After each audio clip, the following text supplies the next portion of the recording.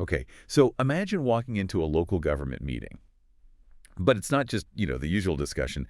The air is like crackling with tension. Hmm. That's the scene we're jumping into today, right out of Boca Raton. It's where community passion, urban planning, and public trust all sort of collided recently. Yeah, it's a really powerful reminder that these big decisions, they happen right in our own communities and people care a lot. Definitely.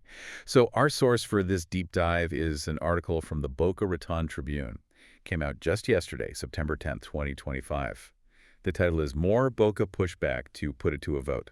Catchy. It is. And our goal here is to really unpack the main issues, listen to the different voices involved, and get a sense of the underlying currents in this Boca Raton debate. Right. Helping you understand not just what happened, but maybe why it matters, especially if your community faces something similar. Exactly. And, this Boca case, it immediately shows how decisions about land use things that might seem purely administrative. They can just explode into these really emotional battlegrounds. Cool. They're not just about permits or zoning. They touch on the identity of a place, its future, what public space even means for generations to come. Yeah, the stakes feel incredibly high. They really do. These choices have long-term, sometimes irreversible consequences. That stirs up deep feelings. Absolutely. And the article, it paints such a vivid picture of this Boca Raton City Council meeting, September 9th, 2025. This wasn't like a small gathering. Yeah. The auditorium was jammed. They had overflow rooms with people watching on screens. It just shows this intense, widespread community interest. You could almost feel the energy reading about it. Wow. And right at the heart of that energy, a group called Save Boca, they came with petitions demanding a referendum. A direct vote. Yes, a direct public vote, and not just on anything specifically to prevent the city from selling public land to developers. Okay, so when a community pushes for that, for a direct vote on something so fundamental like public land, what does that usually signal? Well, it often indicates that trust in the normal process, maybe even in the elected officials, is running pretty low. In a place like Boca Raton, demanding a referendum becomes this direct appeal. It's like citizens saying, okay, we need to step in here to protect what they see as a shared asset. It's a way to try and regain control, essentially, bypassing the usual channels. And the urgency, I mean, it was palpable. The founder of Save Boca, John Perlman, he got his 3 minutes to speak. Right. And he said straight up, once we give it away, we will have no say. We will have no recourse. Right. That quote just hits hard, doesn't it? It really does. It captures that fear of the irreversible, that once the land's gone, the community's leverage is gone, too. Exactly. Yeah. But, maybe one of the most impactful moments came from someone unexpected, Oh, yeah. a 15-year-old. Apparently, the mayor suggested students speak first. This teenager gets up and says something that just got resounding applause. What'd they say? Simple, powerful. We don't want this. We want to keep what we have, but better. Wow. Keep what we have, but better. Yeah. That one sentence, especially from a young person, seemed to just capture what so many people there were feeling. That's potent because it cuts through all the jargon, all the complexity. Right. And when a younger voice puts it that simply, it forces everyone to think long-term beyond just, the immediate economics. Yeah. It highlights that emotional connection people have to their shared spaces. It frames the debate around legacy, future generations, not just planning metrics. Makes the abstract very personal. Totally. So this intense reaction, it wasn't just general unhappiness. It was focused on a specific plan. The Terra and Frisbee government campus proposal. Got it. The actual development plan itself? Yes. And Rob Frisbee, who represents the developers, he actually presented a revised plan at that meeting. Ah, okay. An attempt to respond to the pushback. Seems like it. He detailed some specific changes they'd made, things like preserving Memorial Park and its famous banyan trees. Important symbols, likely. Definitely. Yeah. Also, downsizing the amount of retail space and the number of residential units, and addressing traffic control, which, is always a huge deal. Always. So they made some concessions on paper. They did. And perhaps crucially, Frisbee also said, apparently for the first time publicly, I honor that, putting it to a vote. Acknowledging the referendum demand from the developer side, that is interesting. It felt like a shift reading it. What do you make of that? Well, it's a common strategy, right? Revising plans when you face strong opposition. But the question in Boca becomes, is it enough? Right. Especially when the community is already demanding a vote on the basic principle, should we even be transferring this public land at all? Good point.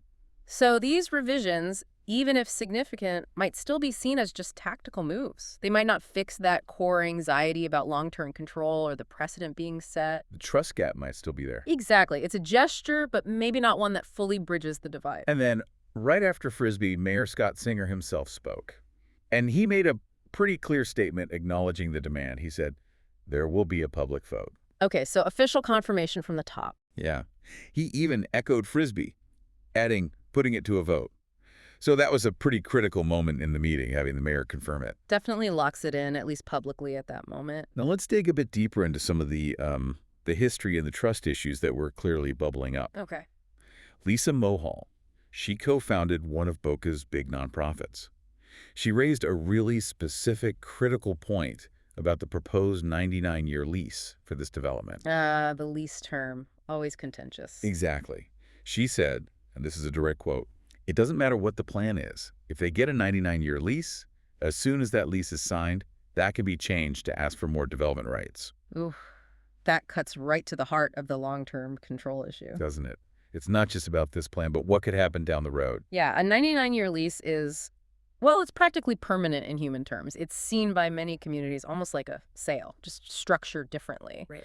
Because for Boca Raton, think about it, that length of time binds multiple city councils, generations of residents, to a deal made today. It really locks things in. It does, and it raises that crucial question, how much flexibility does the community keep to adapt later on, especially if, as Mohall suggests, development rights could potentially be renegotiated after the lease is signed? Mm-hmm. That fear of losing control for nearly a century over public land, that really fuels the anxiety. You can see why. And that historical dimension, it kept coming up. Another really powerful voice was Dawn Zook. Okay. She explicitly connected this debate to Boca's past. She mentioned her late father, Alan C. Alford. He was a former mayor and city manager. Ah, a significant figure then. Very.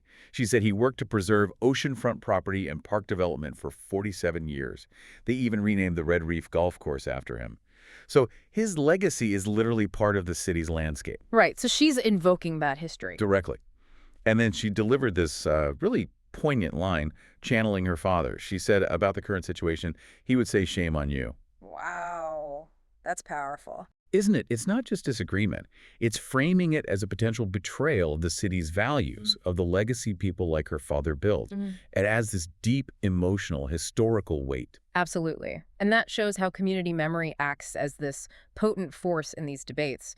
When a current proposal seems to clash with the legacy of revered past leaders like Alfred and Boca, Yeah. it just adds layers of, well, ethical weight. It shifts the discussion from just economics or planning to identity, history, and whether today's decisions honor the long-term vision that shaped the city. Makes perfect sense. And Mayor Singer, he seemed to acknowledge this underlying tension. The article mentions he responded to some of the insults directed at the council. How so? He apparently said, "I realize people have trust issues." Yeah. An open acknowledgement. Okay. He even tried to give some context, showing a newspaper article from 1963 about how city development had evolved before, maybe trying to show a history of change being managed over time. An attempt to normalize the idea of development, perhaps. Interesting tactic. But despite the mayor's reassurances, despite the developer's revised plan, the resistance didn't just fade away. No. Not at all. The article specifically notes that residents kept speaking until past 10 p.m. Wow, that's commitment. Late into the night. It really indicates this unwavering focus, the depth of their concerns. People were not ready to just go home. Clearly not satisfied. And get this, there was a particularly telling moment described. Apparently, only one single person spoke up in support of the Tarrant Frisbee plan as it stood. Just one. Just one. And that person was met with boos from the crowd. Ouch. That says a lot about the room's atmosphere. Doesn't it? Yeah. It just paints such a clear picture of the overwhelming sentiment, the really strong, unified opposition present that night. Yeah, that kind of public display, booing the lone supporter, it goes beyond just not liking a specific plan detail. What do you mean? In Boca, it suggests the community feels something fundamental is at stake. Their quality of life, their green spaces, the actual character of their city. It signals these really deep-seated anxieties about growth, density, and whether these changes actually align with their vision for Boca's future. It's almost a visceral reaction to a perceived threat. A threat to the community's essence, as you put it earlier. Precisely. So the article kind of wraps up by mentioning Mayor Singer's closing remarks again. He promised more conversations and, crucially, that vote. Okay, reiterating the promise. Yes. But the overall tone of the article strongly suggests that these assurances, while maybe a step, didn't really quiet things down. The passion, the concerns, they were still very much alive as the meeting ended.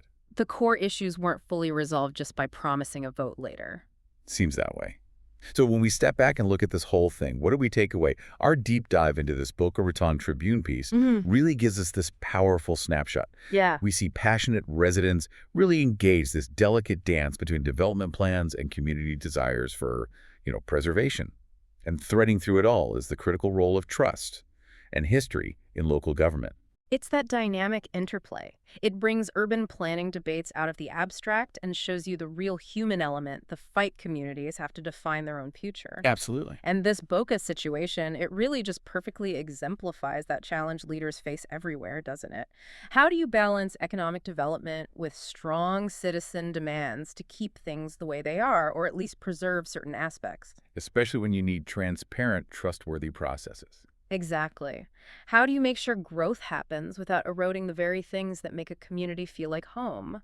It's tough, especially if there are, like the mayor admitted, existing trust issues. Yeah, trust is hard to earn back once it's damaged. Incredibly hard. It's not a simple equation at all. So maybe that leaves you, the listener, with this thought to chew on. In our world of pretty rapid urban change, how do communities actually manage to keep what we have but better? Like that teenager said. It's the core question. What does it really take to make sure everyone feels heard and that their long-term interests, the community's interests, are genuinely protected when something as fundamental as public land is on the table? Yeah. Maybe something to think about and perhaps look at the conversations happening in your own town with some fresh eyes.